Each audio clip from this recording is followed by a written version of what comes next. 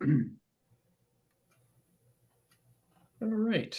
Hopefully, didn't see Sid here, but he may show up. We don't know. I don't remember. Is there something happening tonight? No, I don't think so. So I was mentioning a little bit earlier, I have the presentation for tonight, which is the streaming services. It's like I sort of rank ordered them in best to not so good, and had the courtesy of having an AI help find that information for me. So I started with the AI's decision as to streaming services, and it gave me some pretty accurate information. A couple pieces could be updated, and I touched it up, but it gave me a start, and it's a healthy presentation. And the other thing that I've been doing is I have an update on my Tapo devices. So I'm going to share the Tapo device here, and I can show you what I've done on that. Let's move this over to the side. All right, and click here and hit share. Share, boom. All right, now, okay, how's that look? All right. Move it up like that. Okay. So basically, this is my current screen for Tapo. I've added a couple of new Tapo switches here, Tapo 3 and Tapo 4, that can be controlled from the Tapo app. Unfortunately, the Tapo app still only runs on Android or Apple, I guess. Does not run on Kindle Fire's running that Fire OS. Either it's using some feature that's not available in there or something. But what I put on these two devices were some box fans that were in Windows. And I could monitor my temperatures of the different rooms. You can see the 3 different rooms here. So I could tell if I was having an effect on them or not. And last night it was relatively cool. So I decided to put fans in the windows and put them on a Tapo device so I could turn them off after a certain amount of time. So what I did was I set them up to run and set the fan speed manually on each one so that it would not be super loud or super power crazy or something on it, and let them run for about 7.5 hours, because I figured about that time the temperature is going to start warming up outside, and then the fans would be defeating themselves. They'd be warming the house back up again. So one of the things here is showing the energy monitoring from the one smaller fan. And its power, it says I started high and then I moved it to a lower speed, and then I turned it off, and then later in the morning was still cool, so I turned it back on again. I hadn't taken it out of the window, it was just sitting there. The energy monitoring will show you also how much power was used. So overnight, this thing was using about 0.6 of a kilowatt hour. So just for the one smaller fan, that was a 20-inch Lasco box fan, and it is that color. So on high, I measured it with the Tapo device because it measures power real time on it. So on high, it uses 74 watts. On medium, it uses 64, and on low, it uses 54. So I have a rough idea of how long I run it compared to running the circulation fan in on the furnace, which is about 1100 watts. So the other Tapo device is the one that had a different fan on it. This one uses significantly more power. You can see that the scale goes up almost to 200 watts here for a short period of time. And it used a kilowatt, about a kilowatt overnight.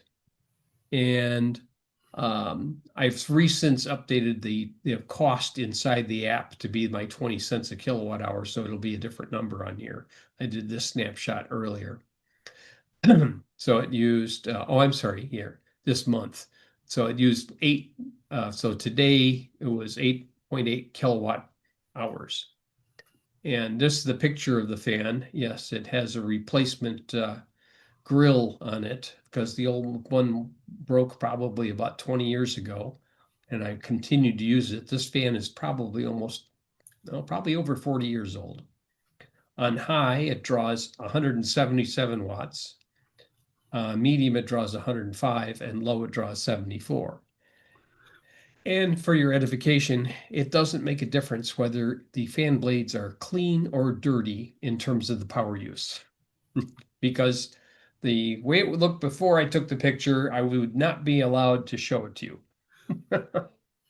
My wife is agreeing with me in the other room. But I cleaned it up and I put some Teflon lube on the shaft for the bearing on the motor, but it's got a big motor on it. This one's probably about 9 inches in diameter fan motor. So this is one that is run all night, all day for days at a time and never given up the ghost. At least pieces are loose on it. The knob falls off the top for the control the speed, but beggars can't be choosers. And to show you that the Wemo is not yet dead, because the Wemo app still runs on my Fire OS. I still have a bunch of devices on Wemo. So right now I have 4 Tapo switches and 8 Wemos. I still have at least another couple of Wemos left that I haven't deployed yet. And I still have 4 more Tapos I haven't deployed yet. So, but one thing that I can do with the Tapo is I can set up some operations so that if it gets too cold, it could automatically turn off in a room or something like that. Like if it really gets cold outside and I have the fans blowing in, I can set a rule that says, oh, if it gets below this temperature, turn off. If it gets back above this temperature, turn it on. And it does have the capabilities of setting a timer, so that a one-time timer, or you can schedule it for each day, every day, or individual days to turn on and off at specific times. And I thought, well, that's kind of interesting. I saw how it was working, and I thought, well, we'll play with it a little more, and we'll see how that goes. So that's my update on Tapple. Does anybody have any questions or any things for open forum? Silent. Everyone's got their When own they stuff. eliminated the Energy Star symbol, apparently, what does that mean? What did you ask?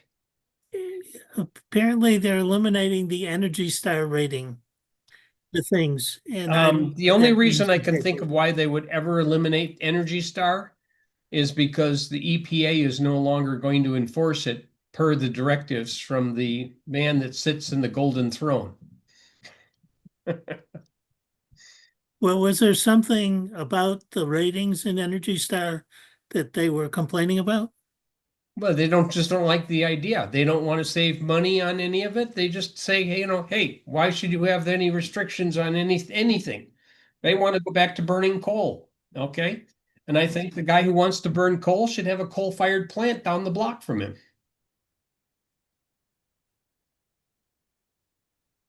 Yeah, I mean the guy who's making some of the restrictions wants to the new Department of which secretary? He lives in New York somewhere, Shipley, New York. I think I looked him up, and he wants to go back to fossil fueled power plants. I said, fine, have one fire up next to you. There's no coal-fired plants in New York anymore, but there should be one. They should bring it back and said, oh, well, let's put it back into service again, and burn right next to him. Let him have the acid rain. Well, So 80 years ago, we had somebody, we had a coal fire furnace, and somebody had to bring coal in and feed it every day, several times a day. yeah. Yeah, my dad's old house was originally coal-fired, converted to natural gas. By the way, most of New England, and I think New York might also be included, currently gets energy by burning a fossil fuel called natural gas. Mm-hmm. Which is easier to correct emissions if they choose to do, But if they rolling back the EPA restrictions, they're also talking about allowing replacements for certain forever chemicals that are just as bad. Well, So it takes years and years to bring a power plant online. true. So this is absolutely meaningless stuff. The next Democratic administration, which will be very soon, Mhm. is just simply going to roll everything back Yeah. and probably then some. Well, we'll see what happens, I guess. But anyway, as a matter of fact, the Congress could do some of it if the midterms turn out a certain way. Yeah. Enough politics about it. It's just Energy Star is just a rating system. It doesn't really change what your appliances do. Yeah.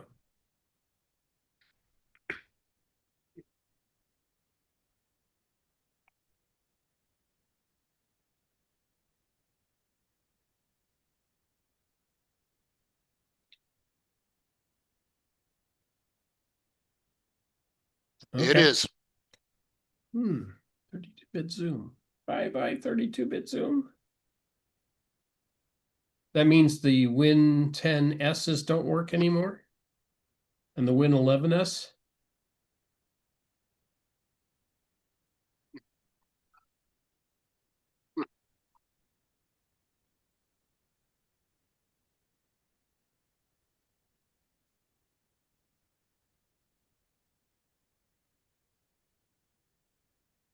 Yeah.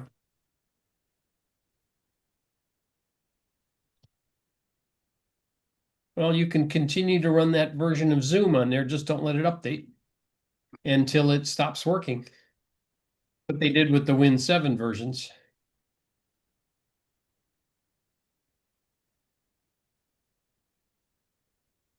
Yeah.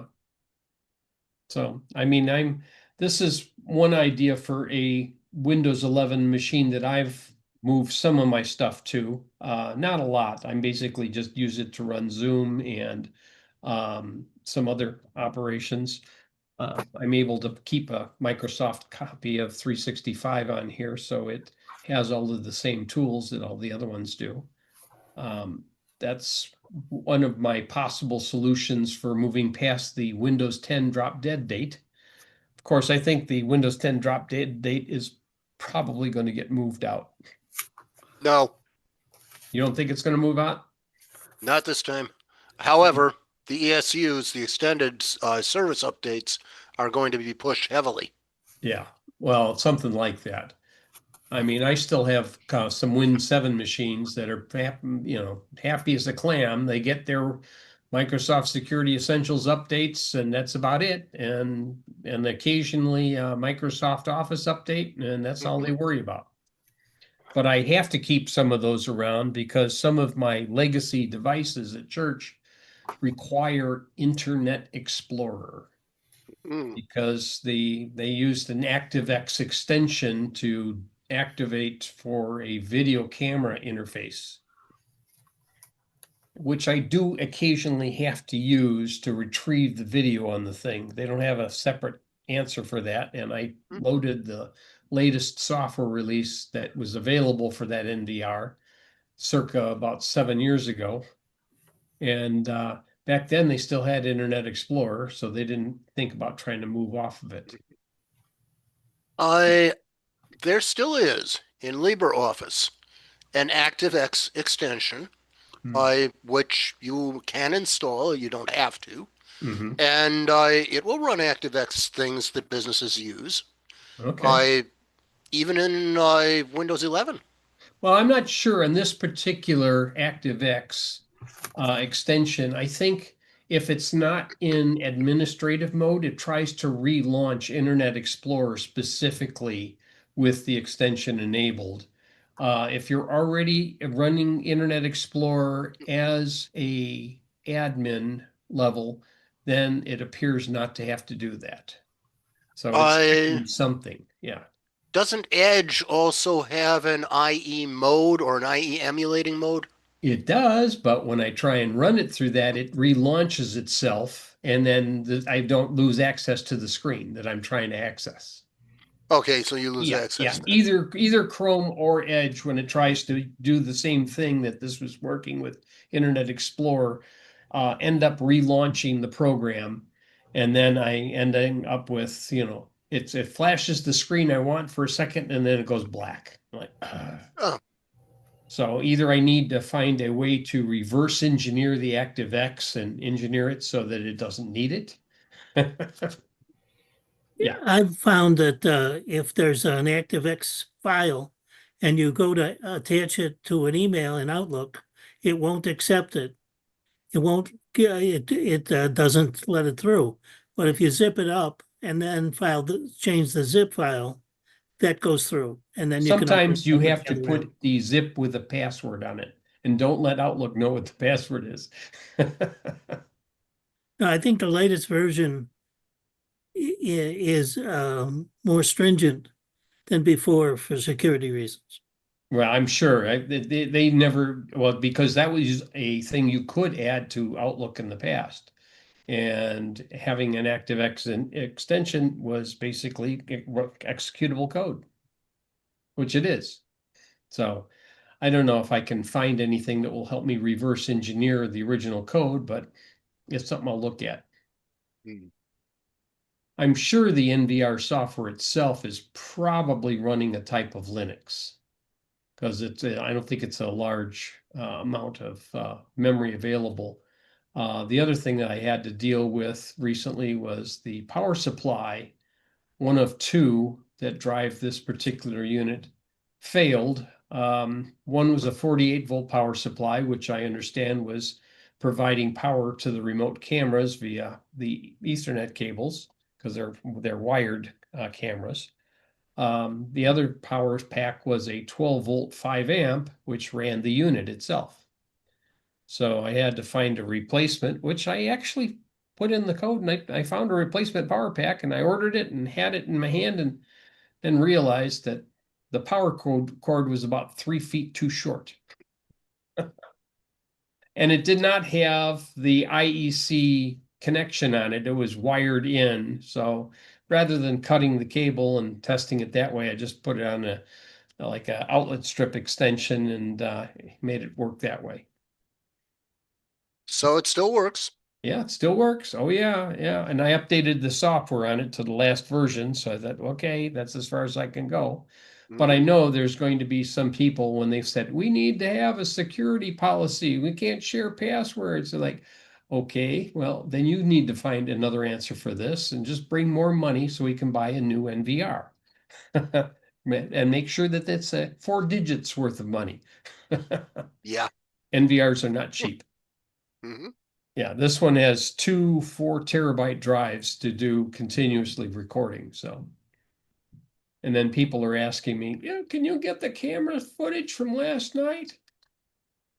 Yeah, there was an issue with garbage all over the garbage container that was in our parking lot, and wanted to make sure it wasn't left that way. And it turned out somewhere's about 10:37 to 10:42 at night is when the masked robbers came in and tried to raid the garbage can. I believe they were raccoons. Yep. Yeah. So they really couldn't blame the people they were blaming. So interestingly enough. So anybody else have any other problems that they had to solve recently? Well, of course, there was the fallout from my 24H2 upgrades, which one of them has just happened. I'm getting automatic updates because I failed to reset everything on pause. Uh-huh. I did have some more serious issues with attempted driver downgrades. Now that they're retiring the troubleshooter for that to hide updates, I am starting to use PowerShell Hmm. and NuGet to the NuGet PowerShell module Ah, to okay. look at the updates and Uh-huh. to hide by name because there are no KB article numbers associated with drivers Yeah, that's in right. MS Update. Uh-huh. And apparently, on my machines, I don't want to tell MS Update don't ever give me drivers because sometimes they come up with something good. Yeah. But I've also got CCleaner, which has a module that will tell you about drivers. And do you And trust that CCleaner driver update module or you no, use it? Good. I look at it, I see what is available, I realize this is the latest that exists in all the world, and I then check with Asus, which under the hood both of my computers are now. Mhm. NUC is now Asus, Hmm. and Okay. I and the Micro Center Power Spec series has an Asus motherboard. And here was the real kicker on that motherboard. When 24H2 happened, all of a sudden I started getting a registration pop-up that was slowing or blocking logging into every account on the computer. Uh-huh. You know where that comes from? No. Asus has one of these update and gamer packages that go with this motherboard and quite a few others, and it goes by various names. It's called Q install, or it is called Armory Crate, which is the gamer name for it. Okay. And so I looked on ROG, Republic of Games, and there was this YouTube video referenced. And the YouTube video said, "This is in your BIOS." There is a BIOS setting called Advanced Tool Tab, and there are these normal, legitimate tools in there. And then Yes. there's this one that's either called Armory Crate or Q install. It's normally it's normally enabled, but the Micro Center had disabled it, and I left it disabled. But Microsoft, in their infinite wisdom, enabled it, and at least that's what I think happened. I had Yeah. installed the Armory Crate software Mhm. on my own without enabling this BIOS setup. I had seen this in the BIOS and I didn't know what it was, so I left it disabled. So you have to enable it to make the Armory crate work. No, You don't. you do not. In fact, this registration server thing Uh, was a web beacon, oh. and Asus got caught, and they disabled or moved the server. So now this registration pop-up cannot finish. There's no way in hell it can, and it slows your boot. It may even prevent logging in to an account. The account may not fully come up. The taskbar may not load, and it's only a few Asus motherboards that do this, but I happen to have one of them. Wonderful. Is that something that now the registration process, is that a module that's already on your Windows system somewheres, or is that only in the BIOS? Both. Installing it and reinstalling it is BIOS and registry. Well, I'm just wondering where it has the name of the beacon that it's trying to hit. If it was in, That's in the software. okay, So so that's actually in the software folders, and there's a registry thing that reinstalls it, etc. And the registry item gets reinstalled through the BIOS, uh, so unless you you disable it. could patch it to point to a different server if they had such a thing, or you had They your could, own server. Yeah. if they had ever updated their registration, they did. They updated the registration process for some of these other modules where you can buy stuff Hmm. from the Republic of Games, from the ROG libraries. And there's also something called Aura to control LEDs outside your box and all that.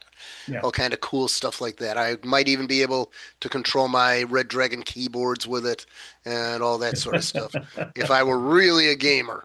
But I don't care Yes. about any of that. And I Mm. think for some reason my computer, as currently configured, does not support external LEDs. Okay.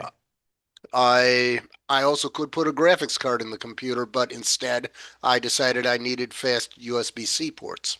Oh, okay. So I also have upgraded my Wi-Fi card. I may have mentioned this previously, and I can now do Wi-Fi 6, and I can do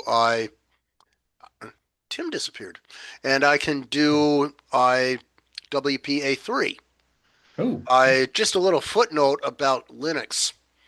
I Mint is okay and Ubuntu is okay with WPA3. But WPA3 is relatively new, and Debian 12 Bookworm, which is the basis of Linux Mint Debian Edition, LMDE6, Mhm. does not handle it. It keeps disconnecting.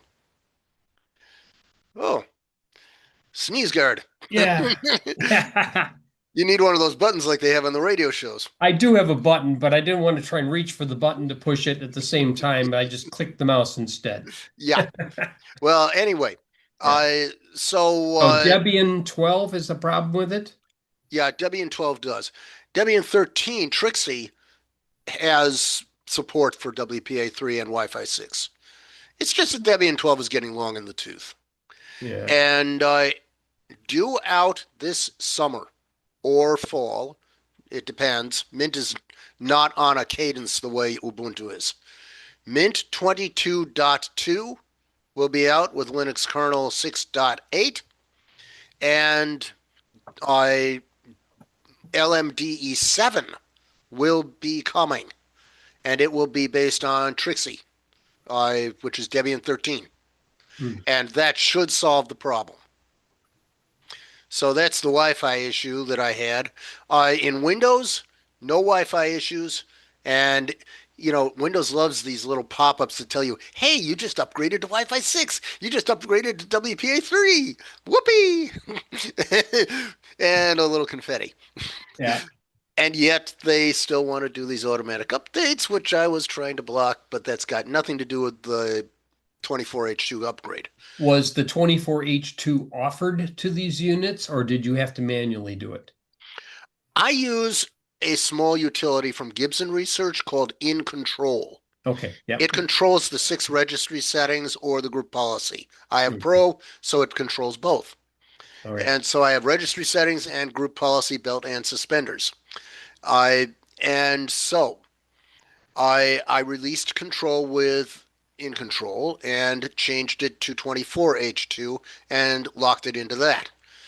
Immediately, Microsoft Update did start to try to download 24H2. Okay. However, this was after doing the regular monthly updates. However, the first attempt to download was interrupted at about, I don't know, just 2%. The second try went through. Had it continued to be a problem, or if there were Wi-Fi issues, I don't have an Ethernet connection in my room here, so I would probably have gone with the Upgrade Assistant that you can Yeah. download. And that would have looked into things and said, hey, you got this problem or that. Well, I used the Upgrade Assistant on this one because it got shipped with 21H2. Yeah. And it did all of its updates, and it did as far as November of last year, but it didn't move all the way to 24H2. And I wanted to finally get it on there to see if there was any issues with it. So I did a force with the assistant, got through to that, and then I was fighting my own problems with getting the right printer driver for my HP printer, my legacy HPs that still work. Yeah, yeah. You got to work, please. There's nothing wrong with you. I cannot use 2 of the security features of Windows 11 because I use Logitech webcams. I have the same problem. I can't use the memory protect on drivers. Yeah, and also core isolation. Yeah, that's both of those are the same, and that's fine for this machine. I mean, I am not in a position where I am reasonably vulnerable with my machines that I have set up. I have reasonable firewalls set up already. I mean, yes, I'm using WPA2. I'm not using WPA2 Enterprise, which would have protected it more so, but I'm not in an area where I can see who's trying to break into my system the way I have my power engineered on most of my devices. So they would have to be on my property for them to try and get access to my Wi-Fi. Yeah. Now, once they put that first step over the property line, then they're open game. Yeah, but for most of us mere mortals who are either Yeah. home or pro users, it does make sense to have extra security where you can get it. Yeah. So which I is your access point that you have WPA3 support in? I upgraded my when I moved here to Brookhaven. I The installer was a total nincompoop, but He did the standard install with Comcast XP7 gateway. Okay. And we have a local store. So I went a couple of towns over to the store and said, "Hey, I'd really like to upgrade this."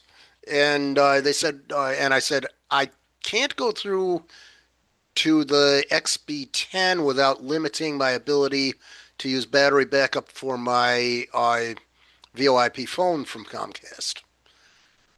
They're moving towards some other kind of setup, which would They're going probably, to run it through the regular internet at some point in time? I think actually they're trying to sell their wireless services for phones, and they want to use a hotspot. Yeah, okay. They want to use wireless in some form. Yeah. And I think that may require a further subscription. I and I'm not too pleased with them anyway because I had overlapping dates on my accounts as to when one would close and one would start up, and they utterly messed up transferring my DVR recordings. They said they couldn't do it, Ah. and so I lost them. I have lists, and I know how much the streaming services will probably cost if I ever get any time. I don't have time for If you television. use the Stream app with Xfinity Stream and you downloaded your your recordings, would they still have been able to be used? No, Because the Stream app does not go cross account. At least that's what they said. yeah, okay. I because it was a totally new account the guy set up. Then I found out at the store maybe he wouldn't have had to do that. You see, the landline situation is you've got the emergency 911 location services, Yeah. which means when I moved from Waltham to Lexington, Massachusetts, I crossed a town line and I had to get a new phone number You for couldn't the just new account. register your phone number at a different location with even No. 911? No, because Roku lets you change the address. When my IP address changed, they said, "Did you change your location?" Nope, it's the same place. Okay, well then we'll keep your E911 address. I don't think yours is considered a landline. There are It's probably considered as a cell phone is really what it is, yeah. because it was a cell number. But originally, my first Roku number was the wireless. I transferred a wireline to it. So Yeah. it was a wireline. It is still a wireline, or as far as everyone is concerned. Yeah, as far as people see it. However, as far as emergency 911 is concerned, they would not be able to locate you in the way they can do a landline. Yeah. Unless, They like I said, Roku tells me to put my information into their 911 service. So if I dial 911, that gets sent to the E911 center as a function of the way Roku is set up. yes, they Not relay it. Roku, Uma. I'm saying Roku. I mean Uma. UMA. Oh, Uma. okay. Yeah. Uma. UMA has their own arrangement and they have a relay. Yeah. That is a different matter. And even still, that might mess up emergency 911 location. But if you ever have an emergency, you'll find out. Well, if I have an emergency, I got two buttons that I push on the alarm system and it automatically lets them know. Yeah. But the If alarm system doesn't like to always go through the it used to be an LTE, but now I think they upgraded it, and so it's possible it would function, but a lot of times it's going through my Wi-Fi instead. So yeah, that's great if you are conscious. Yours doesn't have a dead man switch. that's true. Whereas here at Brookhaven, there's several people, a number of people, who are frail enough and have enough cognitive decline. They use the buttons that have a dead man switch. And our rooms have a dead man switch. Oh, There's a scanner. If we don't pass by that by 10 o'clock each morning, they send somebody up or they make a phone call. They call. okay. If nobody answers, they send somebody up from healthcare.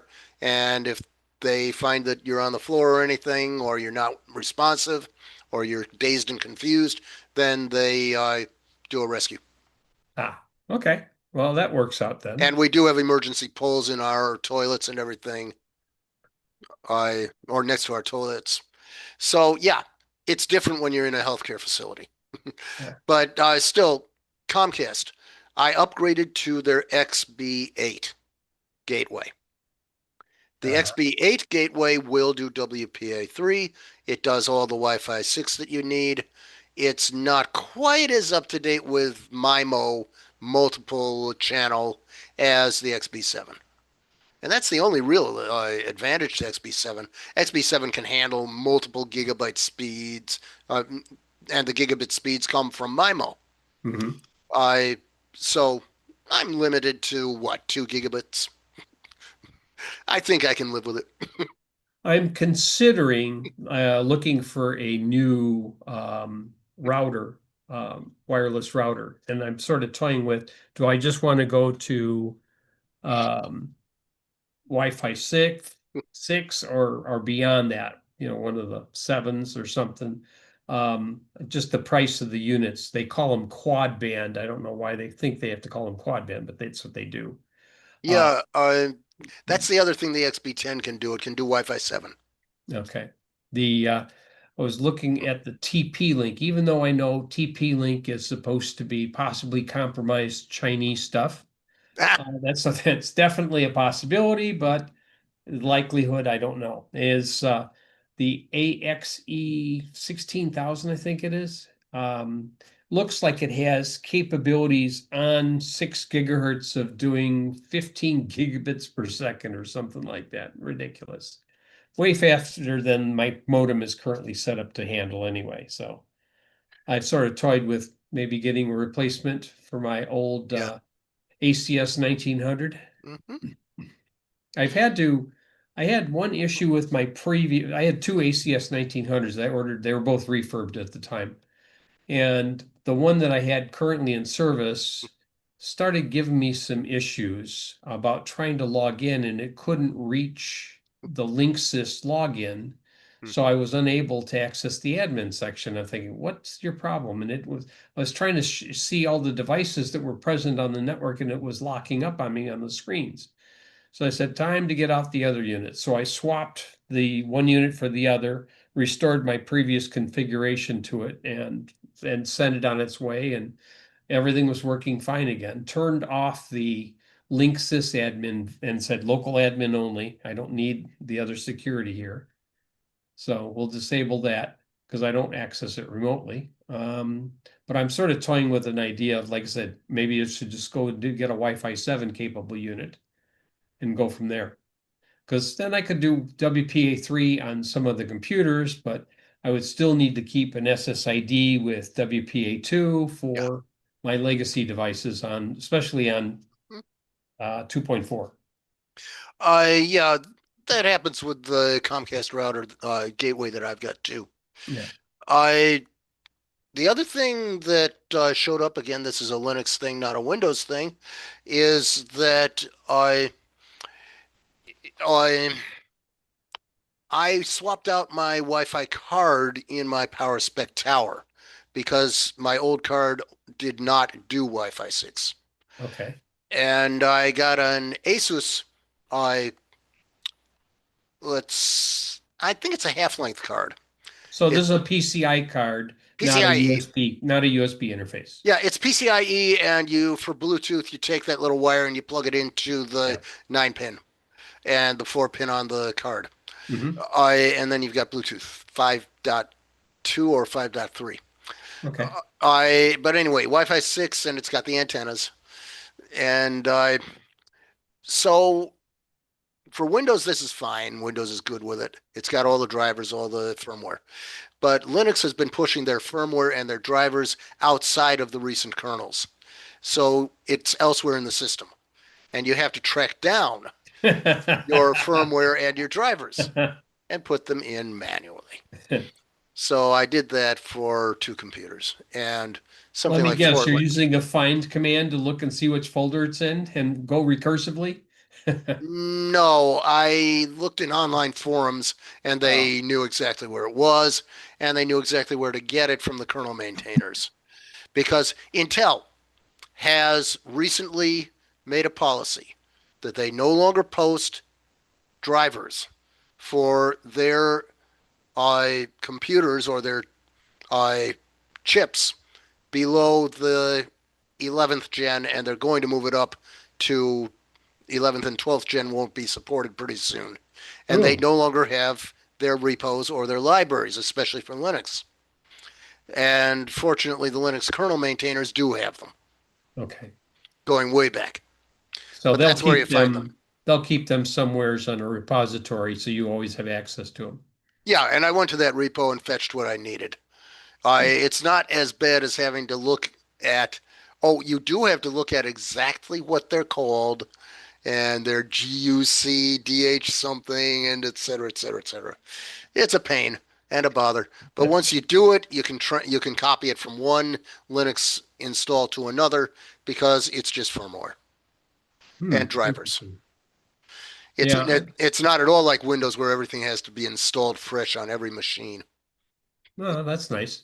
Well, like still toying with the idea of like, what am I going to do when Windows 10 becomes obsolete eventually? And if it decides that it doesn't want to play nicely anymore, then I'm going to have to move my laptops to something else. So they're basically second generation Intel's i5s, i7s, which they're nice machines. I mean, they got reasonable displays, 16900 and let's see, the other one is 1920 by 1024. So, and so it's a 16-inch screen and a 15-inch screen. Both of them respectable enough that batteries are still fine in them. So if I find the right version of Linux to put on them, that's maybe what I end up moving to.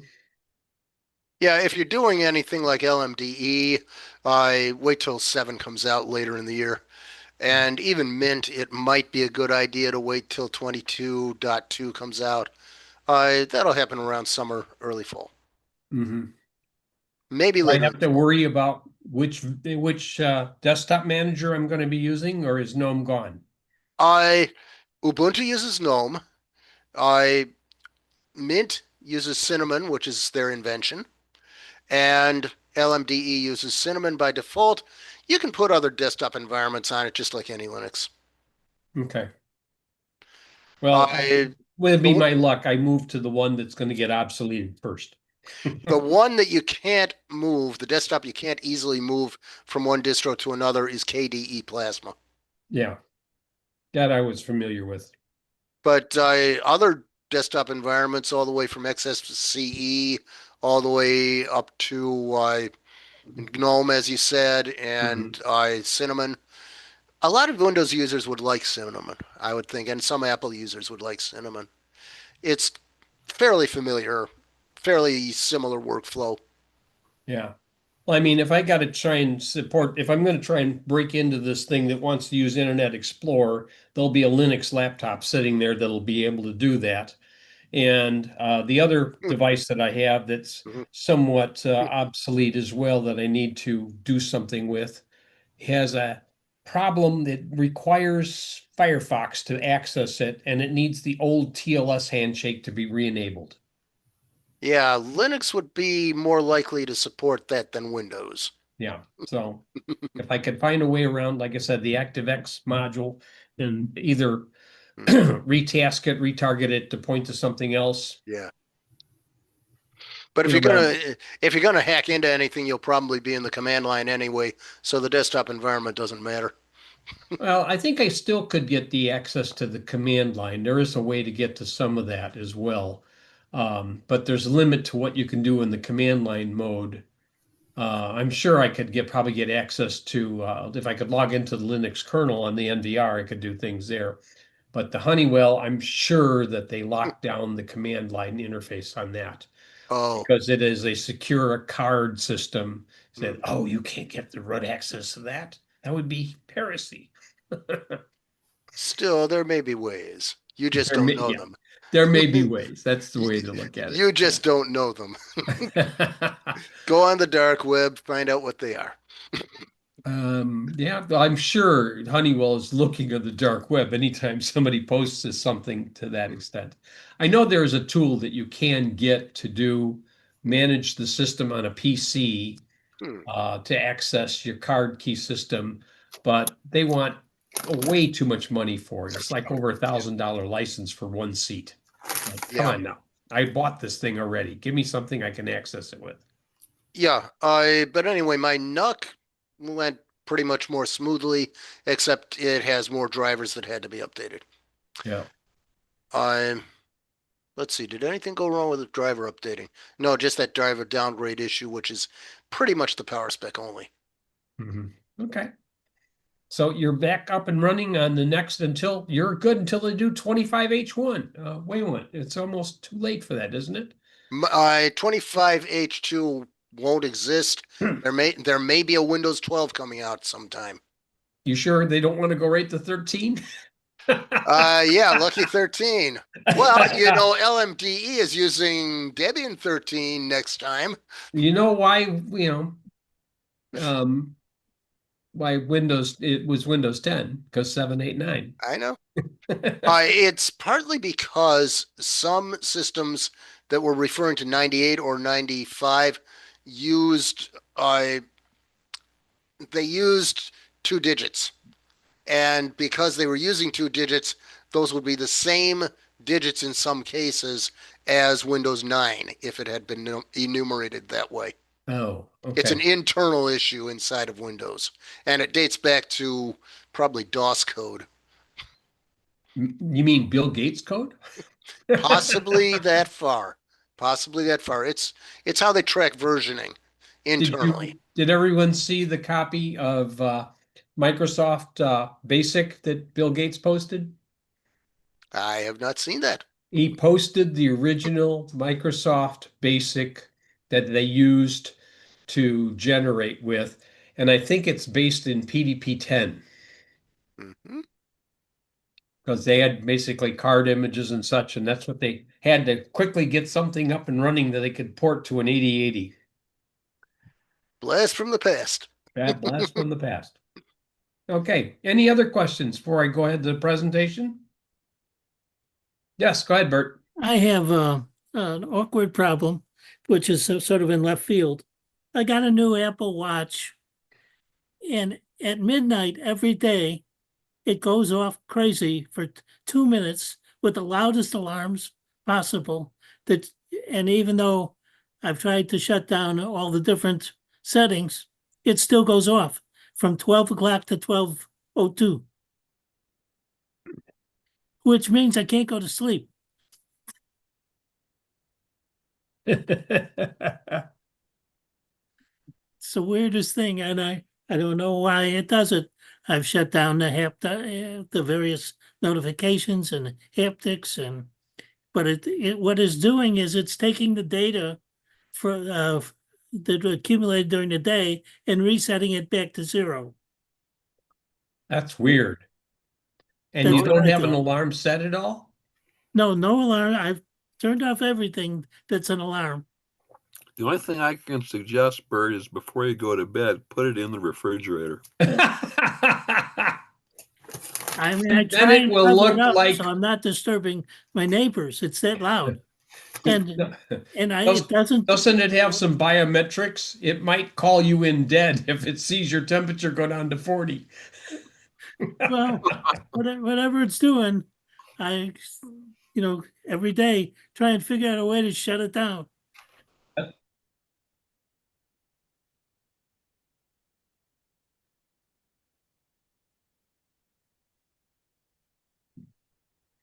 Genius bar.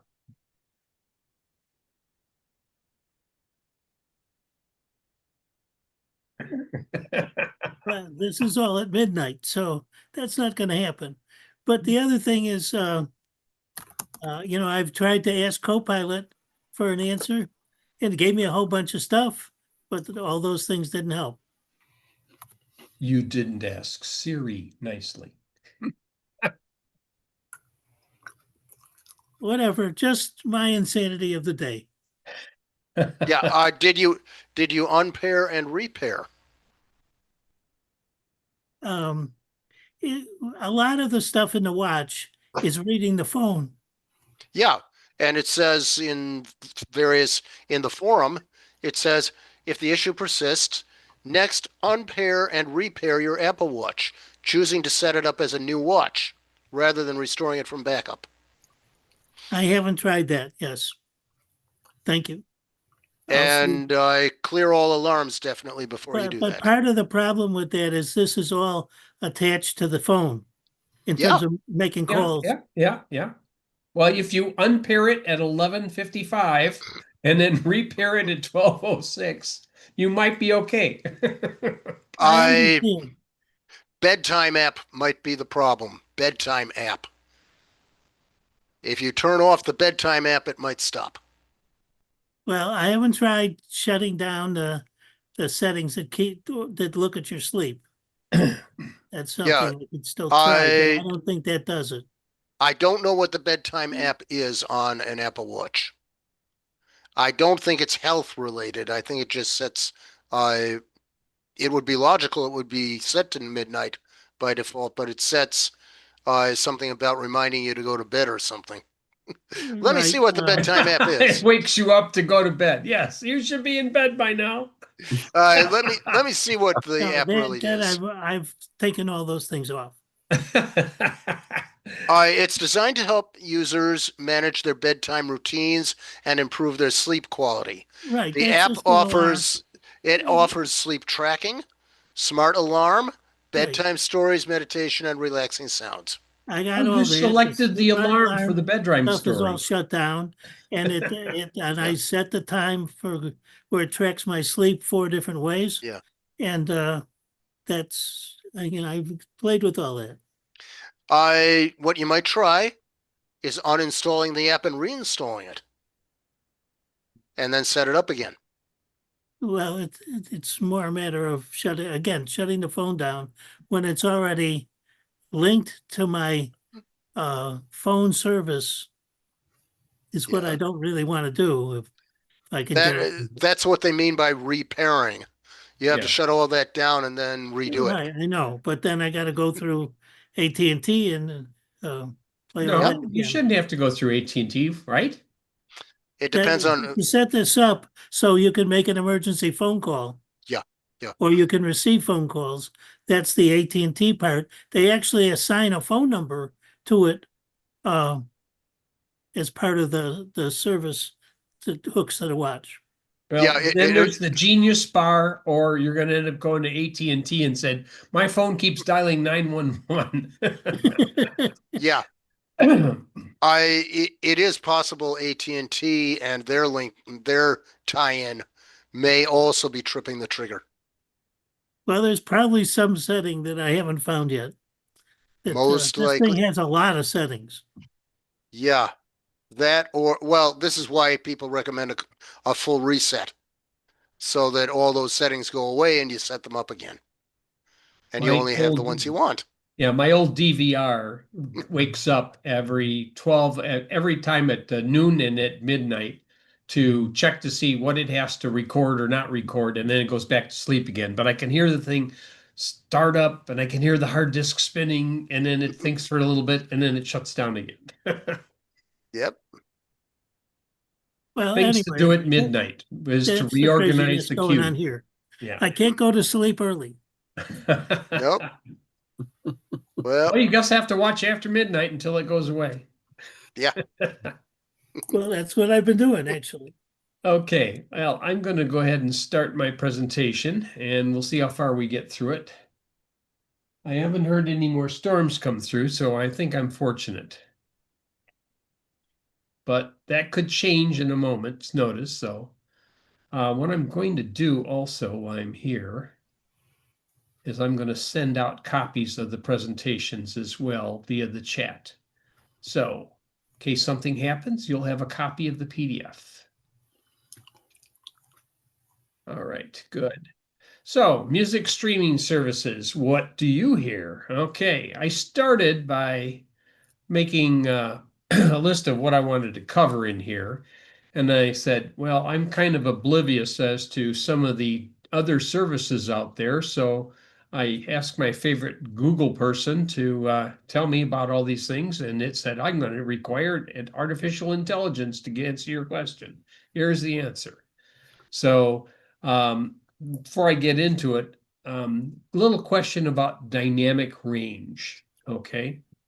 your human hearing actually can do almost 140 dB from the softest to the causes great pain settings of sound pressure. But the useful range is only maybe 90 to 100 decibels of range.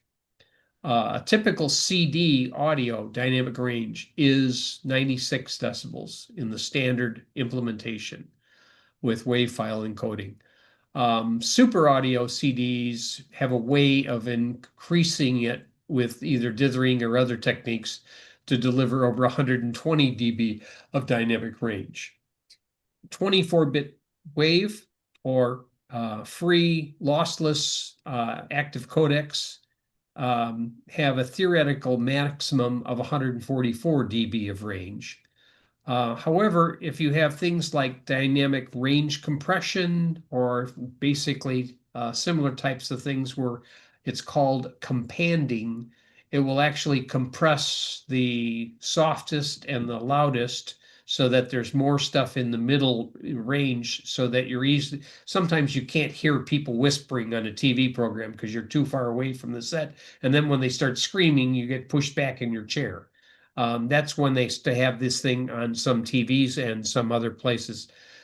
They have dynamic range compression, which will keep it from doing that. And that also has a way of compressing the dynamic range. So you may not hear what you're expected.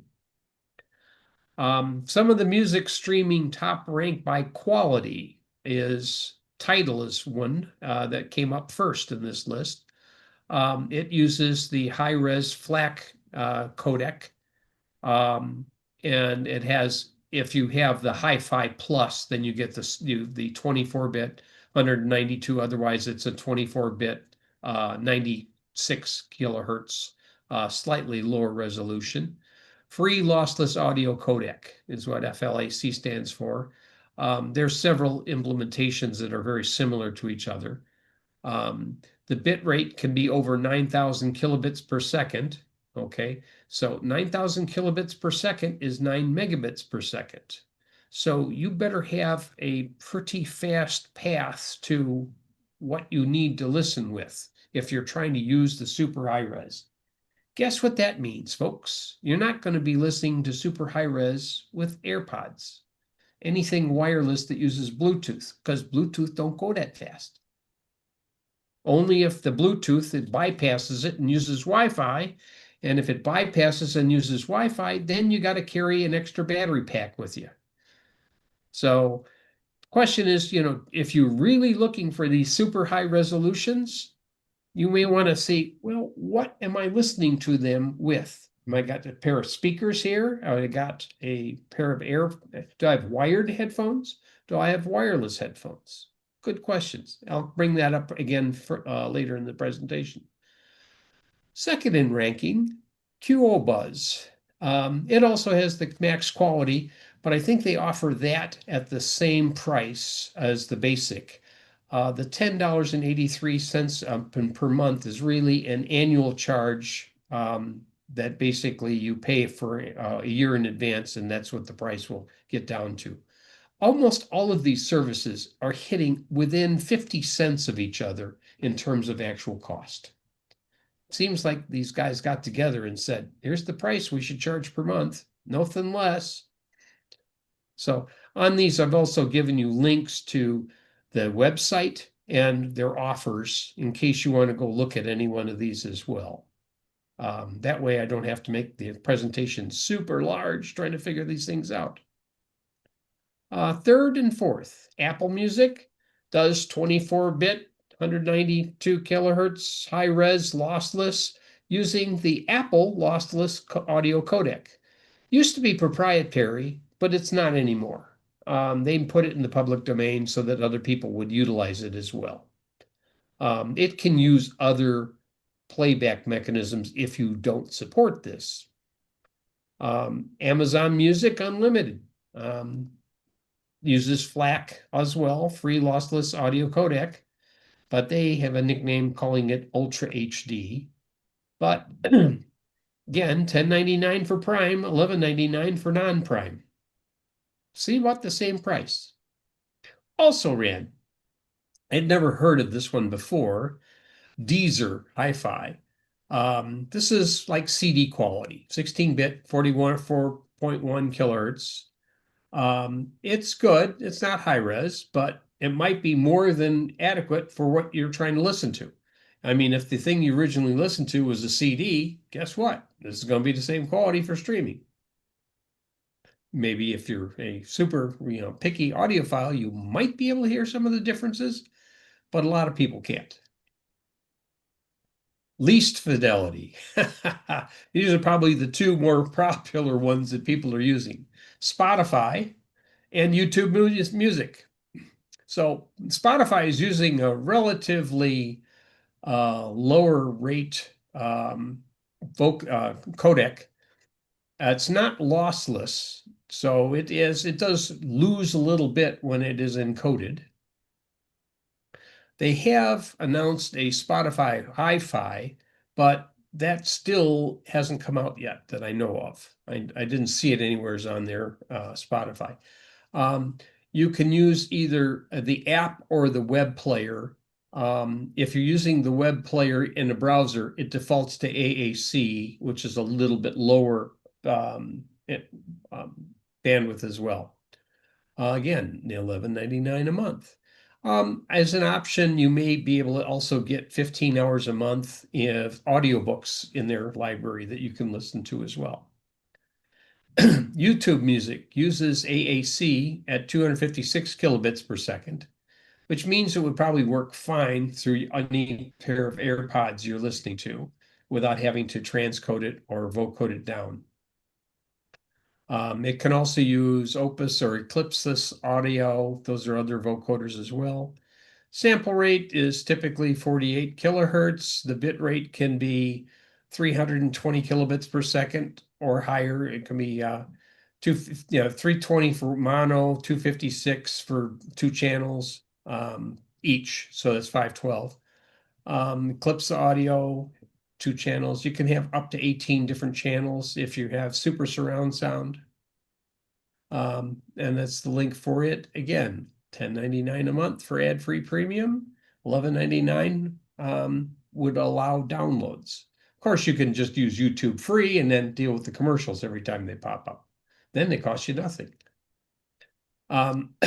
Summary, if you're an audiophile looking for the highest possible fidelity, the suggestion that I had received was to use QoBuzz, Pure FLAC without any gimmicks, or Tidal, using their high-res FLAC if you want the other catalog as well.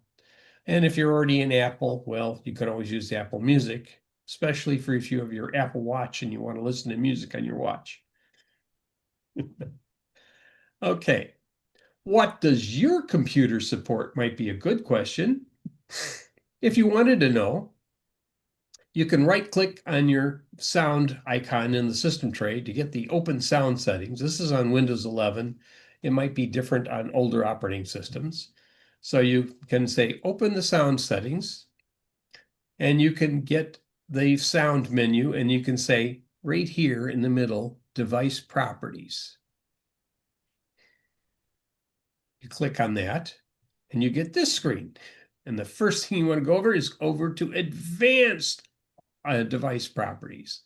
Finally, you get this thing on the left, which is the speaker properties. Click the Advanced tab. And on the Advanced tab, click the pull down, and now you can see what your motherboard will support. These are all of the different, basically, capabilities you have. And if you need additional codecs, in many cases, if you need them, you can download them. Some of them in the past you had to pay for. Some of the Apple ones, when you first did some of the stuff with Apple, you had to download a vocoder. You might not have the Orb, and you may need to download that. But once you download it, then you can play music that's encoded with that. But most of these services are going to offer it in a format that you probably already have on your machines.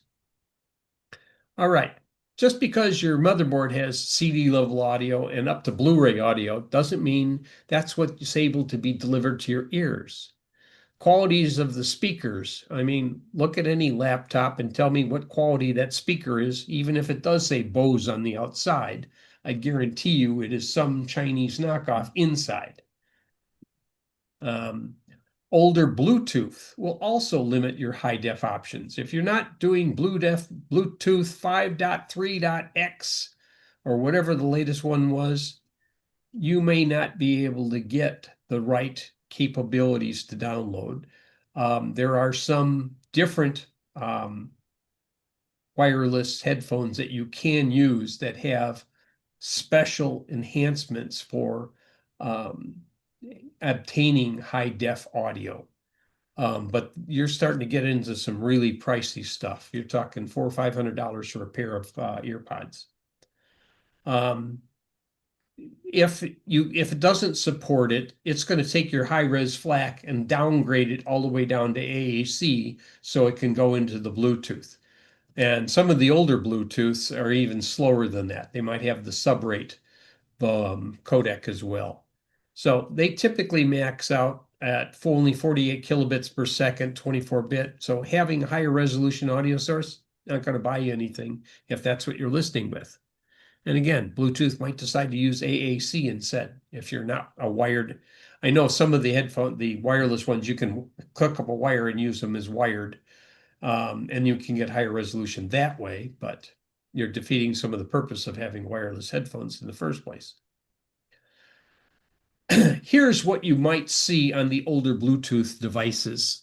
Okay, so typically you'll see this magic number, 260 kilobits per second. That's a real number since the original Bluetooth is only good for 1.5 meg. So you end up using one of the lossy vocoders, SBC, AAC, aptX. And while there is theoretical limits, real-world hardware limitations will often restrict actual throughput. You remember that other screen that I had previously that said 9,000 bits per second throughput? Okay, you got to see what fits. All right, so there's the Bluetooth one with 732 kilobits per second. SBC is another one. If they don't use AAC, they'll use SBC to encode for the Bluetooth audio on your AirPods or your other Android equivalent. And AAC has been out there for a long time. aptX has got a little bit more. With HD, it'll go almost twice the speed of AAC. There is an LDAC with Sony that can go up to 990 kilobits per second. So you can get a little bit more resolution, maybe a little more dynamic range. So, and this is just the list of the codecs, what they actually stood for. Free lossless audio codec, Apple lossless, Windows Media Audio, wave and wave files. Basically, WMA you're going to find is not just one thing, it's a collection. So I can go into this. I have a couple more slides here. I think we got time. We got more than enough time. So I'll go into that. I provided links so you can read a book on each one of these codecs if you wish. So FLAC is the free lossless audio codec. Lossless encoding of linear pulse code modulation. What does it mean to be lossless? Lossless basically says, I can take your original, I can take the compressed, and when I decompress it, the two are identical.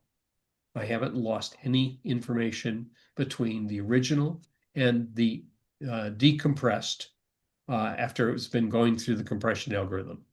If it isn't the same, then it's lossy. And the reason you would use a lossy over a lossless is to make something much, much smaller. MP3s are always a lot smaller than WAV files. You ever notice that? Here's this 600 megabytes of WAV file. It just turned into a 45 kilobyte MP3. I can now email it. Well, that's because MP3 is lossy. It throws away little pieces that you probably wouldn't notice. The ALAC was the Apple lossless audio codec, was originally proprietary, but they made it open source. WMA, Windows Media Audio. is not just one standard, but a whole bunch of ones in there, including both lossy and lossless audio codecs in the collection of things termed Windows Media Audio. You can look at the book here, and it will explain the 7 or 8 different variations that exist inside of there.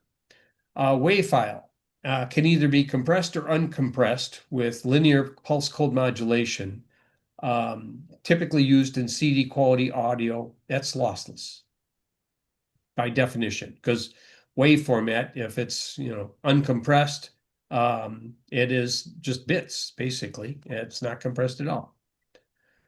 MP3, AAC, and Opus. All 3 of these are lossy versions of codecs. That means they throw away little tiny bits of stuff that you may not expect. MP3 is actually MPEG-1 audio layer 3 or MPEG-2 audio layer 3. They're both lossy compressed formats, allowing for a much smaller transfer as a compromise to quality.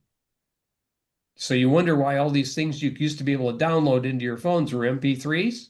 Because they were smaller. If you saved the original WAV files, you ran out of hard disk quickly, as my daughter showed me when she brought home her laptop from school and says, I got all these songs in here. You can't delete them, but they're taking up 2 gigabytes of space. That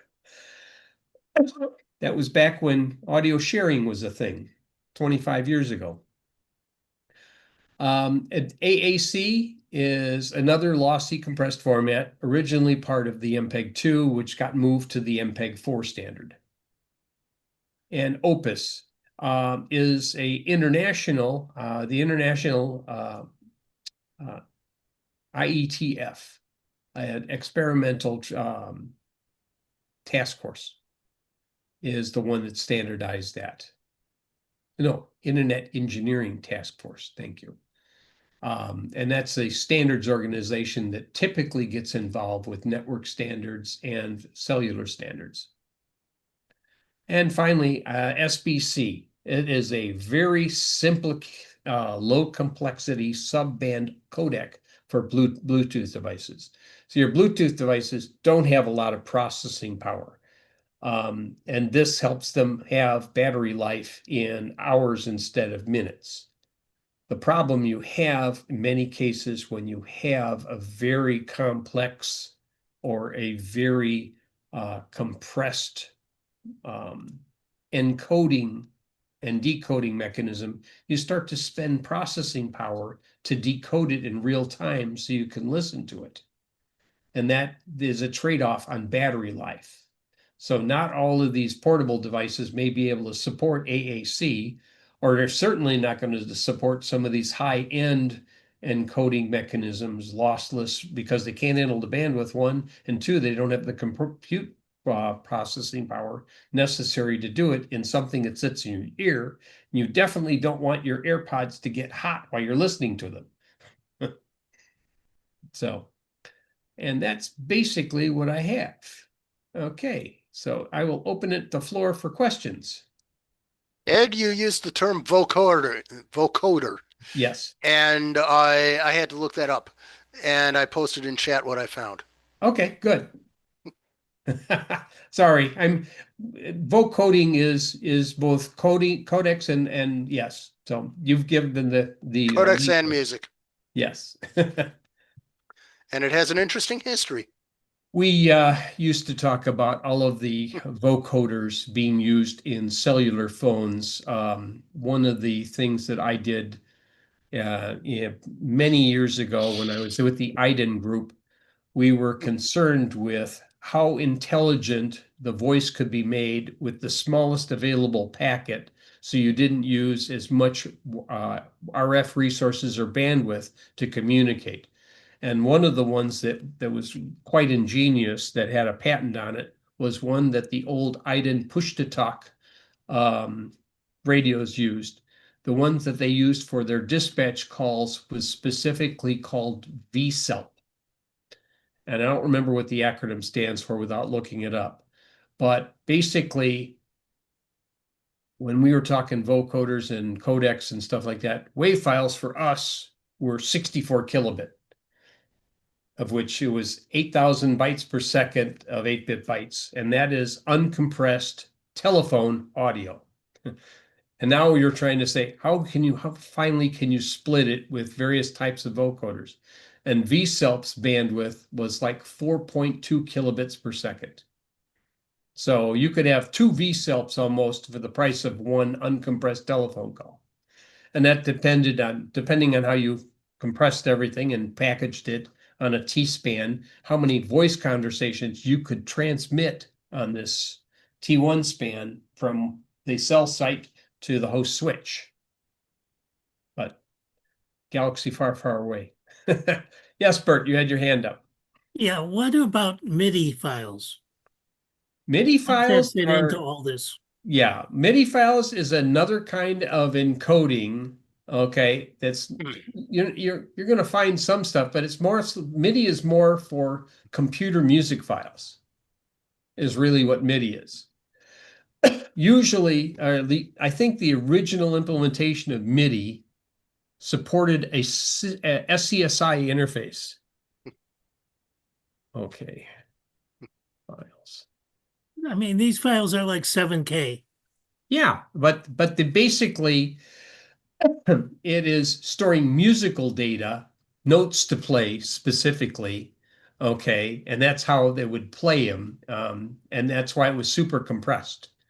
Of course, you could always tell the difference between a MIDI ringtone and a digitized ringtone.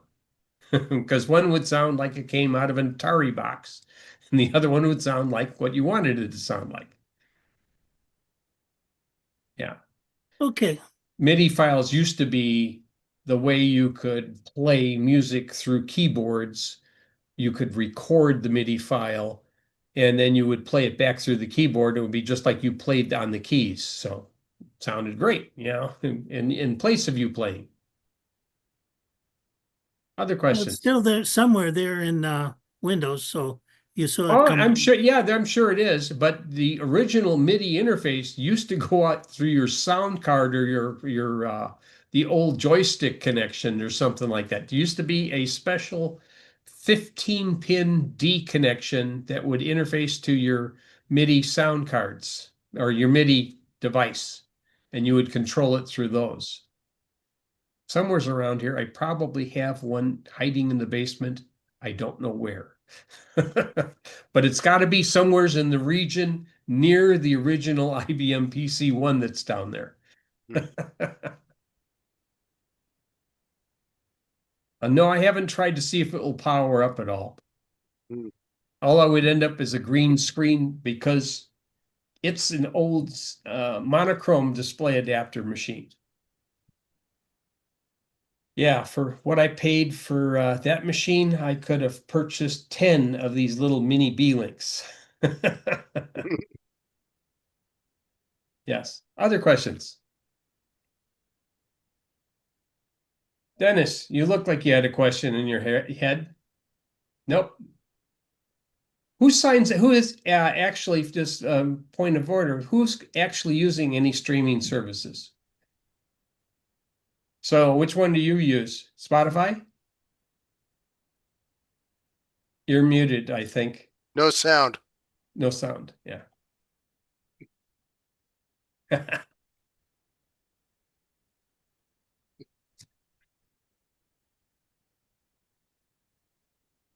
Ooh. Hmm.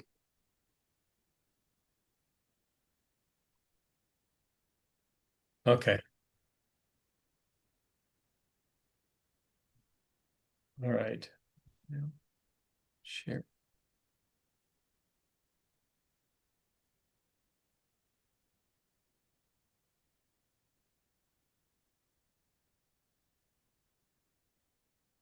It wouldn't have been Napster, would it?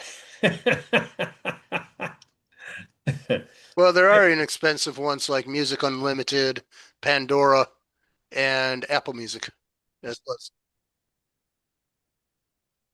Yeah. Pandora used to be popular. I didn't know if they got absorbed by somebody else or not. I'll have to look that up. Let's take a look. Pandora. Nope, What was it? they're still around. They're still Pandora.com. Well, they're probably all they're all MP3s, right? Let's see, what do they say? Pandora is owned by Sirius XM. Yeah, They acquired Pandora in 2019. Sirius XM. yeah, it is. I thought they got bought by somebody. They did, but it was in 2019. So what's the definition of a streaming service you were talking when you said it? Well, streaming services are classically things that you can subscribe to and then listen to in real time without you having to have the downloaded image on your machine.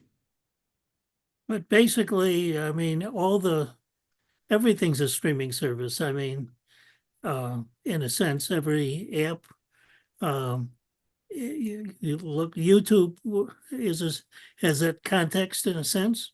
Well, It doesn't YouTube have to be actually has music, a streaming service, YouTube Music. Okay. but it doesn't have to be music. It could be Well, just, yes, that's true, but the question was streaming music was the one that was originally questioned to me. Like, and if you're listening to a video with music, chances are the vocoding is not the audio file, it's nearly MP3 or even less. Because if Yep. it's part of an MPEG, it's going to be an MP3. There are a few YouTube music videos that do have higher encoding, but not many. But I think you have to have a premium subscription to listen You to sure them. do. Yes. Okay. So there's Otherwise they downgrade it to MP3. then that's the reason that the service why you subscribe, or you can listen to it for free. I've been guilty of listening to some things for free.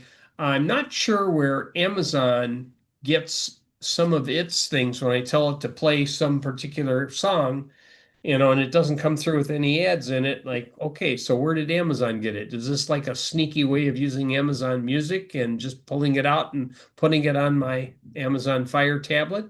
If you're paying for the Amazon subscription, they are paying a royalty.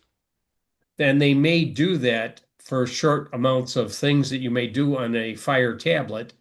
It's just possible. I'm not sure if that's why they would do it, because I don't subscribe to Amazon Music, although they've always asked me, don't you want to subscribe? Don't you want to subscribe? You're missing out on one of your Prime benefits. Amazon Video is part of the Amazon Prime subscription. Yeah, and I have the Amazon Video, but my Amazon Video has ads, so yeah, it's it's used to be the premium service that's no longer premium. I haven't decided whether I want to spend the extra $2.99 to go ad free and then find out after I've joined it just went up to $8.99. Yep. It just when I was doing this and looking at all of these different services, and I'm looking at the price like these guys got to be price fixing. Because they're all, like I said, they're so close to each other. Like, we can't be an $8.99. That would be too cheap. Everyone would move to us, and we can't handle the bandwidth. I don't know if they raise prices for that reason, but competitive pressure is one reason they don't raise prices further. The music industry has suffered a huge collapse in the past 2 decades or so. And, FM radio can't keep going anymore. Things like that. Yeah. Broadcast television isn't going to survive much longer either. Well, somewhat. I will have to see how that works. I mean, right now, they're all part of video streaming services. If you pick Yeah. any one of those major things, you're going to find it included with one of the other service, whether it be Max or Hulu or Peacock or Paramount. I think I just named them all. AMC. Forgot the AMC BBC. AMC, yeah. Yeah. I did not say that the content was going away. I did not say that the local stations might go away and their news might go with them. Well, we'll have to see what happens because the local stations all the people that are sitting there doing the cord cutting and such Hmm. are finding ways to get around, either going back to aerials and listening to it over the air, or they're finding ways to find the streaming content online through the CBS app or something to that Yeah. effect. So, Yeah, the streaming content right now, there's a lot of free available for your local market, but it's going to go over to subscription, especially with the failure of ATSC3 Next Gen TV. And yeah. that was a failure caused by the industry itself. Once they decided to cut out personal video recorders, that was it. But anyway, we're talking about streaming music. Well, they still allow Comcast to go ahead and record stuff. So, I mean, however that format is, I mean, that's the kind of interesting thing. I have several recordings that I set for every night when I usually record all new episodes of things like Colbert and Mhm. Seth Meyer and Yeah, Kimmel and Daily Show. yeah, And depending on whether they like me or not, sometimes when I go to play them back, if it's a day later, it'll highlight in the play line where the commercials are and allow me to fast forward and skip through the commercials, which is kind of convenient. And then there's the ones that said, we're not going to let you figure out, like on the Daily Show or Sci-Fi Channel, they won't show me where the commercials are, so I have to guess. yeah. I that basically fast forward is disabled on anything you record in the highest resolutions from Next Gen TV. Yeah, because there was all this stuff that I was, uh, unless I'm playing stuff like on Peacock, does not allow fast forward. Anything that has the ad supported and use an app to read, either on my Roku or on if I'm trying to remember if I actually do Max. Max doesn't have commercials anyway, so that wouldn't be a question. Only some of the ones that even though I have a Peacock Premium, it won't let me skip the commercials. Right. So it says you gotta watch it. They cut down on the number of commercials. It's nowhere's near the 18 or 19 minutes of commercial per hour that we get with normal broadcast channels. That's because they weren't able to attract advertisers. I'm sure they had And something. that does not bode well for the future of most of these services. Yeah. Well, that's why they keep canceling the programs that people enjoy. I'm sorry, you Yeah. enjoyed that one too much. We're canceling it. Well, you don't own your computer either. That's You true too. Yeah, I mean, Microsoft is insistent upon you wanting to upgrade all the time, unless you just go ahead and say, I'm sticking with Win 7 and that's what I'm going to be on. I also we do not own the ebooks that we download and read on our book readers. For the most part, yes. In some cases, not anymore. You do not own them. I don't I own them, but I've taken the content and transported it against their wishes. Because I Yeah, originally had to do that kind of stuff to get it on my Nook. And that was a real yeah, pain yeah, to get stuff on the Nook that I'd have to buy a Kindle format and break the copy protect and then translate it to the Nook and use Calibre or something like that, yeah. or some other tools. But I found tons of stuff that was still on my old Nook when it decided to die that I had to recover from other places. I had like found 140 public domain books that I had. Yeah. So Yeah, there are books that are going into public domain all the time, but the more recent stuff, there's yeah, forget places about it. that you can actually subscribe to this some like a sharing service as well. You can subscribe and you can download copies of the same things there too. There's a couple of national there like an e-library that you Yeah, can if you subscribe to it and you pay their fee per year per month or whatever, yeah. you can download just about anything that they have available. More and more of that is becoming time limited. And if you don't find a way to copy it, they'll take it off your device. Yeah, which would not be happy for me. Public libraries don't like this either. No, they don't either. Although I did read one or two books on my library account, And I thought, that's nice, but then I'm looking for the other, 28 Reacher books and they didn't have them. So I ended Oh, up buying them when they were all discounted or with Kindle credits or who knows what. Mhm. Yes. So now I've caught up but I think maybe the last Reacher novel. I'll have to see if that one's available next and see what I'm going to watch or read next. is this the same Reacher that they did a television adaptation? Yes, they did. So the season 3 was based on the 7th book, Predator. Yeah, yeah. So when I'm watching this, like I know what's happening next. Yeah. I know how he takes out Paulie. Yeah, there's a few TV shows like that. Except there's a couple things like that have changed. That's the problem is if you've Yeah. read the book, like forget trying to match the Wheel of Time Amazon with the books. They've Mm. just gone off the rails. Like, what? You killed him? No, he goes to the end. How Yeah. could you going to bring him back? Hmm. You killed him twice. Killed Yep. him, brought him back, and then killed him again. I've seen shows that do that. Oh, yeah, that's aggravating. Especially because there's 15 books in the series, and Yeah. they're only in about book 5 so far, and they Mm. just completely changed. I'm sorry, anybody that's read in the middle of Wheel of Time that hasn't caught up to the thing. All right, I didn't want to break it to you, but Mm. he goes to Teal first before he goes into the waste. That's the opposite way they're doing it in the series. Mm. So. Well, we'll have to cut that spoiler out of the video. It's not really a spoiler if you've read the books. If you read the No. books, you're only in the 4th book by that time, it's hardly Yeah, yeah. any. Yeah, Yeah. yeah. And just some of the things that they've put on, like, okay, this is made for TV, and I know you have Amazon, you have a creative license, but I think you guys are pushing it a little bit. I don't know how.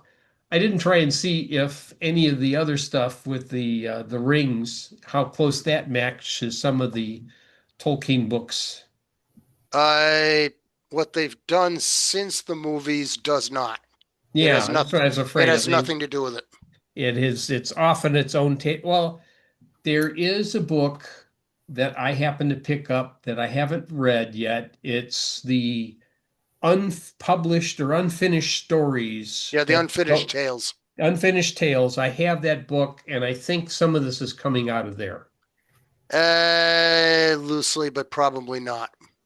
Well, I thought that's what they based some of it on because it's some of the Uh, pieces that goes between the Silmarillion and the Hobbit. yes and no. Yes and no. You mean in the first and a half, 1.5 ages of man? Yeah. Well, there was also some material that was assembled by somebody into something similar to Silmarillion, dealing with the dwarfs. Okay. All right. And that's where they took some of that And there, info. that was in print that somebody did that. Okay. Yeah. But no, that's not where they get all of it. Some of it they're just making up. Yeah. I'm waiting for them to finally get around to taking some of the classic sci-fi from the 40s and the 30s Mm. and modify that and start coming with a series for that. I mean, they tried to do it with Flash Gordon, making a movie, Oh yeah, and they had a Flash Gordon series that didn't do so well. they had Buck Rogers and then another Buck Rogers. They had the Buck Rogers and another Buck Rogers. And they're always redoing classic Superman and classic Batman. Yes, they are doing that. And Gotham was a very good classic Batman.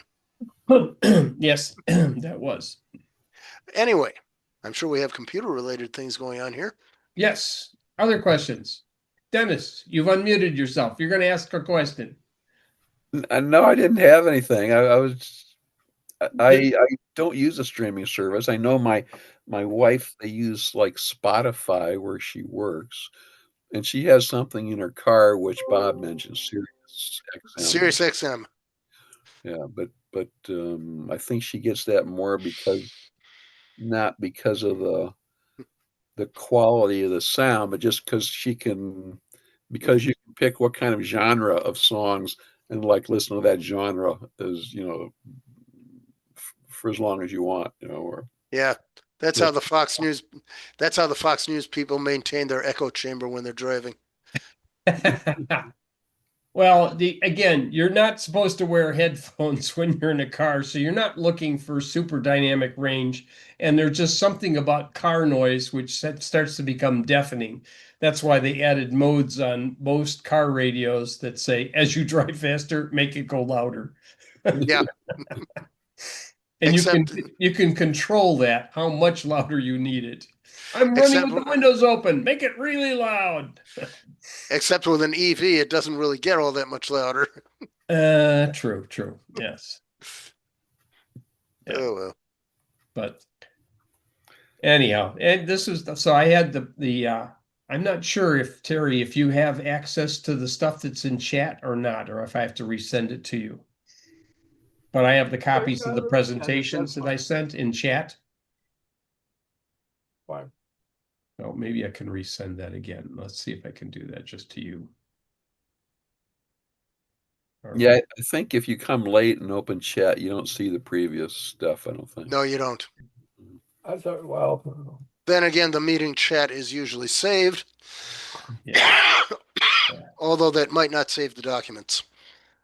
I will just send that to Terry then. Boom, done. thank you. You're welcome. Yeah. But so I'm going to continue to try and do this other stuff with my Tapo devices.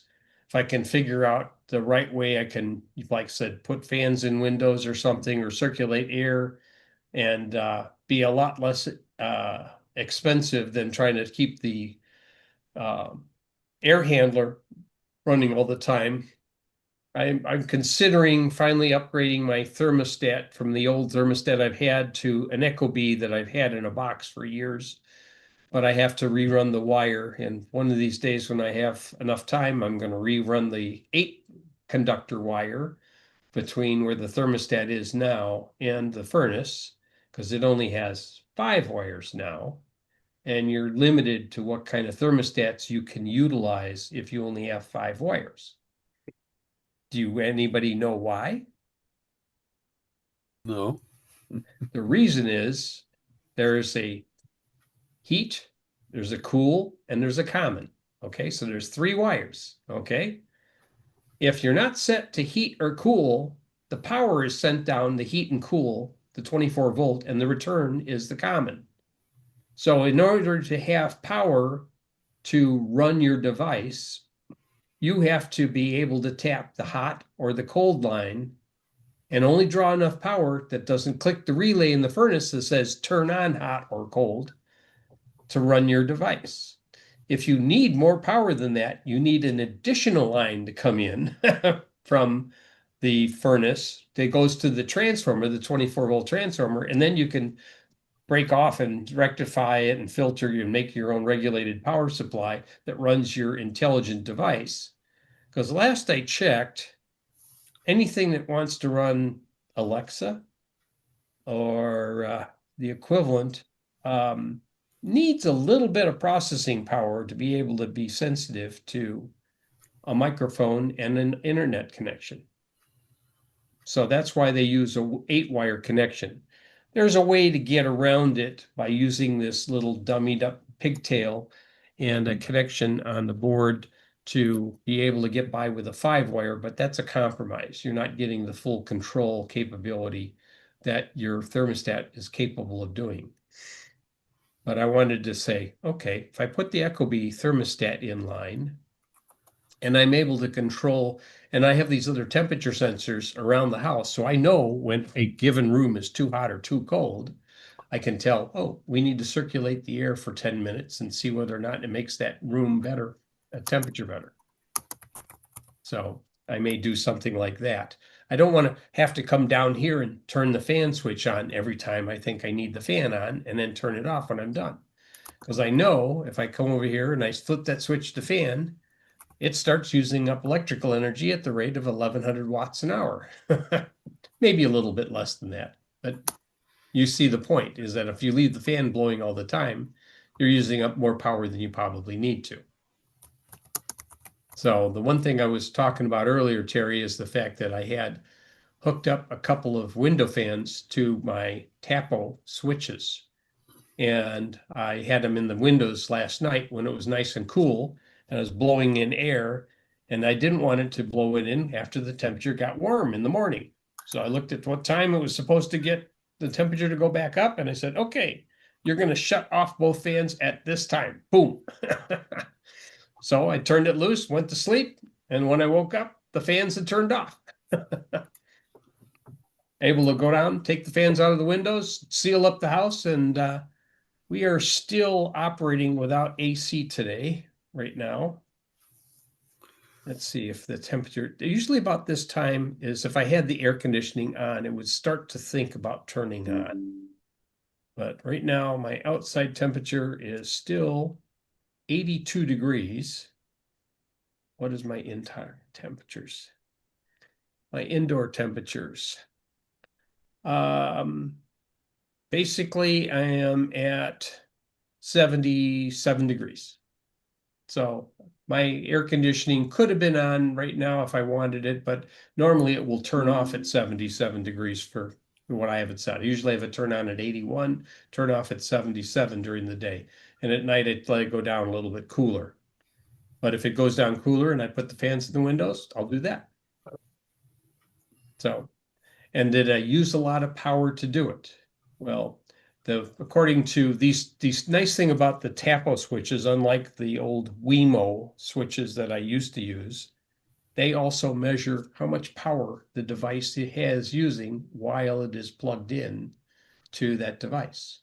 So it keeps track of every hour of every day how much power is being used. So it can tell me how much that device cost me to run.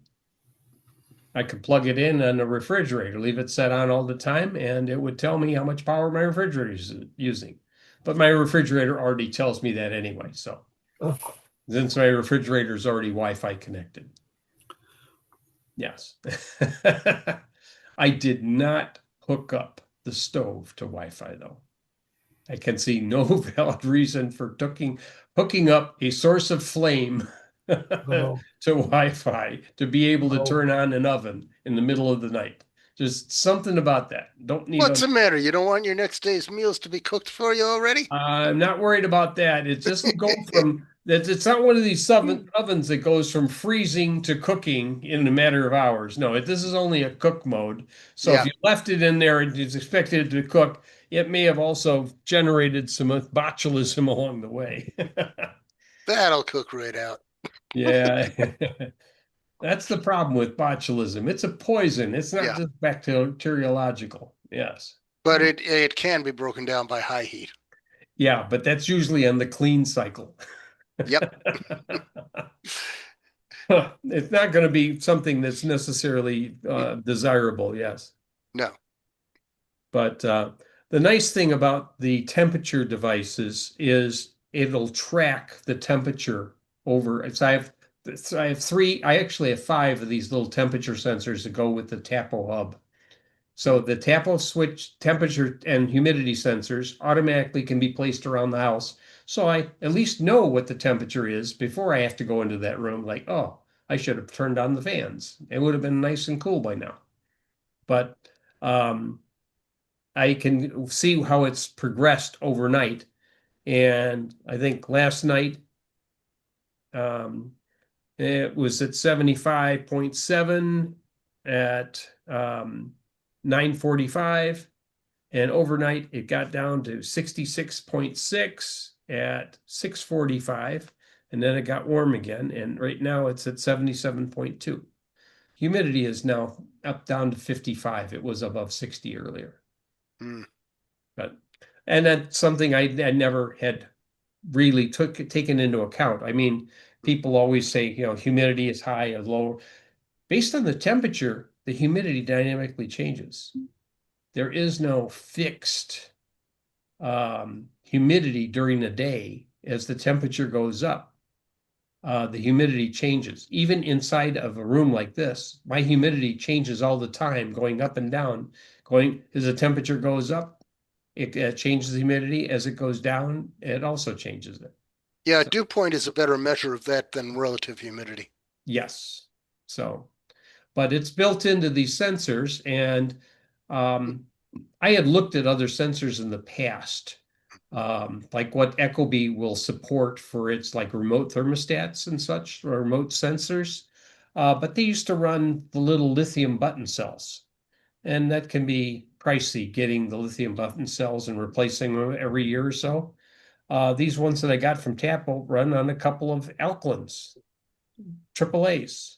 So you put them in, turn them loose, and they wirelessly communicate with the hub from upstairs and in the family room and or other places, and automatically send stuff to the hub. And supposedly it'll keep 2 years worth of readings. Now I've got nowhere near 2 years so far, but at least I have the capability of capturing the information, downloading it as a spreadsheet, doing it whatever I want. And it will tell me how many times I can see by the temperature spikes. Every time the furnace had turned on and turned off, there's a little bump. Does it turned on, turned off, turned on, turned off? So, Well, Ed, wait a minute. Clarify that. Is it keeping these readings and stuff on the Tapo device, or transmits it to your computer where it's kept? it transmits them to a Tapo server where they're kept. Oh, okay. Data's Yes. kept on a server. Yeah, it's kept on a server. And you can download them anytime you want. You go into the app, it downloads them on your phone. You can send it via an email to your, because there's no Tapo app for Windows. There is one for Android. So, and that was one of my gripes earlier, is that they didn't have it for the Fire, because my Wemo switches can be controlled by the Fire with the same visual interface that I have on my Android phone. Or you can also, like I said, talk to your wireless assistant and have it turn the devices on and off. When I first hooked up the temperature devices, and I'm thinking, how do they say it's Alexa compatible? I'm trying to figure out why, because there's no Alexa interface here. There's nothing on my Kindle. Then I figured out you can ask it the temperature of those rooms, and it will tell you what the temperature of those rooms is. So you can interrogate it through the link to the Alexa assistant from Tapo. I'm hearing my tablet in the other room saying, please unlock the device, as I took her name in vain. Okay. Any other suggestions for future topics? I had one that you mentioned, Tim, earlier.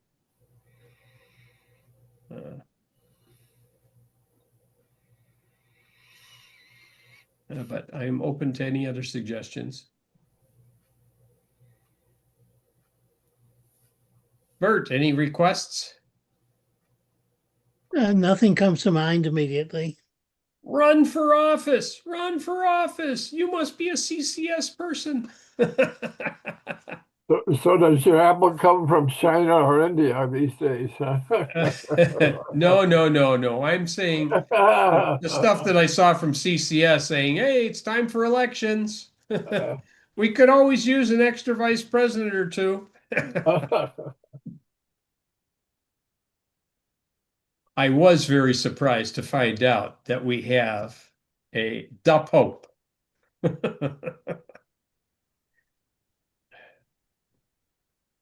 Chicago boy made the Pope. Yes, Yes, that's definitely different. and he's a Sox fan too, huh? That's what I heard. I heard he was a Sox fan. Yeah, Although yeah. he has visited a number of the same places that I have been known to frequent. So, Well, he's from the South Side, so you expect him to be a Sox fan. Yeah. well, technically, where I grew up, we were borderline South Side there too. And it wasn't bad listening to the Sox back in the 50s and 60s. I still probably remember some of the players from back then. Gary Peters and Burt Ward, and oh yes, classic ones. Louis Aparicio. Yep. Kozuski, good Polish boy, huh? But yeah, interesting. Okay.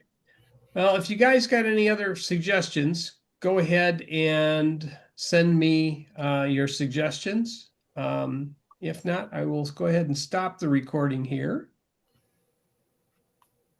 Okay.